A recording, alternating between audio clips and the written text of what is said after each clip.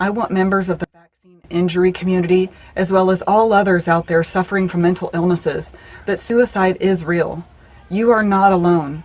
We are in this together and we can fight it together. You matter. You matter. You matter. You matter so much. I can remember the day so vividly. I was laying on the end of my bed in pain and in despair. That's the day that I thought about taking my own life. It's been a year for so many of us, and this is hard. And we're still dealing with that, and we're still in pain. I want you to not give up on hope. I want you to hang on to Team Humanity. We are here for each other, and I believe so many more people that we don't even know, near and far, are here for us too. You matter. You matter. You matter. You matter. Opened up a whole new mental illness that I had never experienced before. I want people to know that they are not alone. It's scary. I'm scared. You're not alone. My life changed forever. I am disabled now. I had a whole life that I no longer can live like I was. And that brings a slew of different emotions. Talking about what we are going through is as medicinal as the treatment itself for me. So remember, you matter, and talk about it. You matter. We care. I've lost my career, lost my health, lost my savings. I still really don't know what I'm going to do to change this trajectory.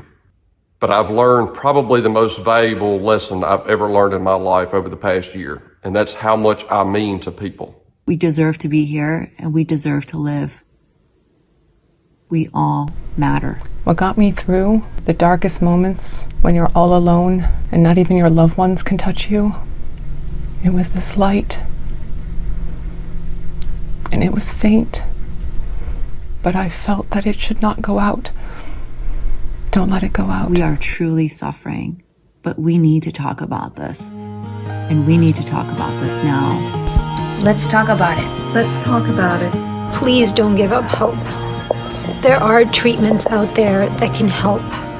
Please reach out to somebody. Stay with us. Be with us. Help us heal together. When you find yourself in dark places, trapped in dark thoughts, think about the people around you. Think about how much they need you. I'm scared every day, and I'm still healing. You will get through this. There are brighter days ahead. There is hope. There is hope. There is hope. I'm here to say that there is hope. I received on January 18th, 2021. My body went into an absolute tailspin.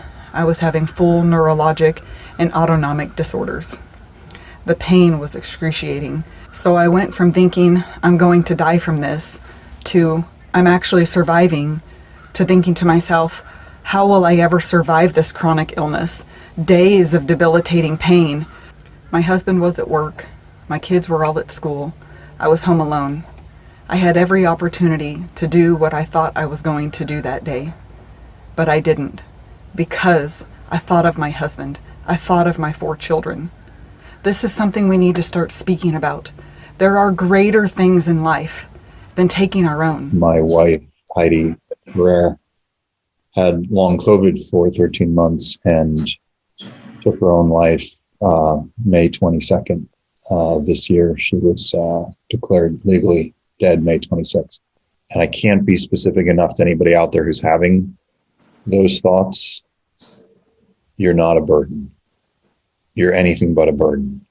The burden comes when somebody's taken their own life. That's when the burden starts, because that's the burden that goes on for the rest of your loved ones' lives. There is a way to fight the raging battle in your mind. You need to do it with a community of help. You matter.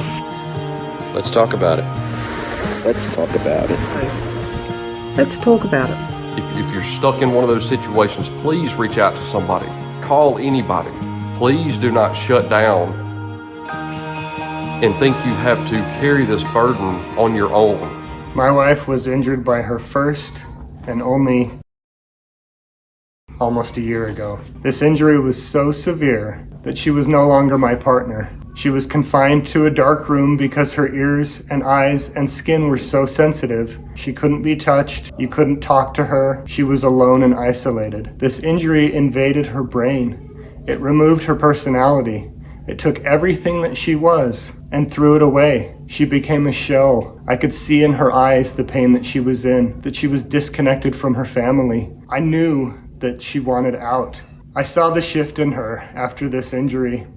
It took everything from her and from us. I was afraid to leave her because I thought if I came back, she would be gone. I took over all of the household chores. I took care of the kids.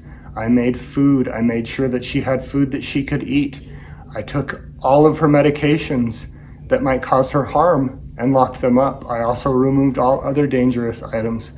I had to get people to come and stay with her if I needed to go into work or off to the store. She would ask me every single day if this was going to get better. Over many, many months of this, I made sure that she was not alone. I did not give up. I kept her safe from this injury and from herself. The clouds lifted, the light returned to her eyes, and things did improve. The sound sensitivity reduced, the light sensitivity as well, and her skin was no longer too sensitive to be touched. I didn't give up, and she returned to us. There is hope. It's totally normal to feel hopeless, but there will be ways of getting them the medical attention they need. If you think suicide is the way out, you are leaving people behind who will never be the same. People say, oh, you got to take it one day at a time. Sometimes we have to take it 1 minute at a time. You matter. I matter. You matter. Don't give up hope.